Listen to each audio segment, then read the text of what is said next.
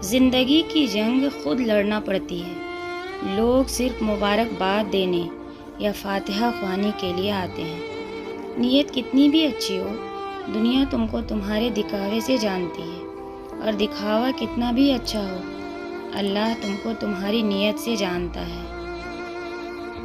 جس طرح لوگ مردے کو کندھا دینا افضل سمجھتے ہیں، اسی طرح زندہ کو سہارا دینا افضل سمجھ لیں تو زندگی کتنی آسان ہو جائے۔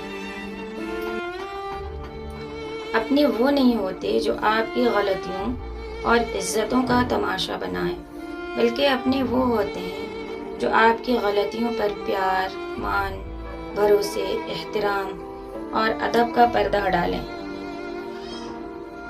کچھ لوگ آپ سے اتنی ہی محبت کرتے ہیں جتنا وہ آپ کو استعمال کر سکتے ہیں۔ جہاں ان کا مفاد ختم ہو، وہاں ان کی محبت بھی ختم ہو جاتی ہے۔ زندگی کا یہ ہنر بھی آزمانا چاہیے، جنگ کسی اپنے سے ہو تو ہار جانا چاہیے۔ جنت میں آنسو، حسد، پریشانی اور خوف جیسی کوئی چیز نہیں ہوں گی، وہاں صرف خوشی، سکون اور اطمینان ہوگا۔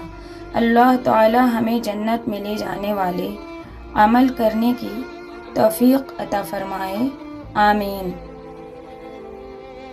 اللہ تعالی اس انسان کو بہت پسند کرتا ہے جو کسی کی وجہ سے کسی بھی انسان سے حسد نہیں کرتا۔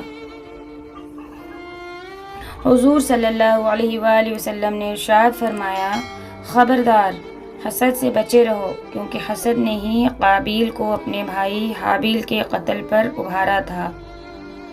حسد کرنے والے کے لیے یہ سزا کافی ہے کہ تم خوش ہوتے ہو اور وہ اداس ہو جاتا ہے۔ کسی کی دینی یا دنیاوی نعمت چھن جانے کی تمنا کرنا حسد ہے۔ یہ خواہش کرنا کہ فلاں شخص کو یہ نعمت نہ ملے۔ یا اللہ، تیرا شکر ہے کہ تو نے بہترین کھلایا، بہترین پہنایا اور بہترین جگہ رکھا۔ کسی بزرگ سے کہا گیا، کچھ نصیحت کر دیں، فرمایا بس دھیان رکھنا کوئی اللہ سے تمہاری شکایت نہ کر دے۔ درخت بوڑھا ہو کر پھل نہ بھی دے، سایہ ضرور دیتا ہے۔ کاش یہ بات اولاد کو وقت پر سمجھ آ جائے۔ کبھی کبھی کامل شخص کی تلاش میں ہم سچے انسان کو کھو دیتے ہیں، کیونکہ کامل ہونا ایک تصور اور سچا ہونا ایک حقیقت ہے۔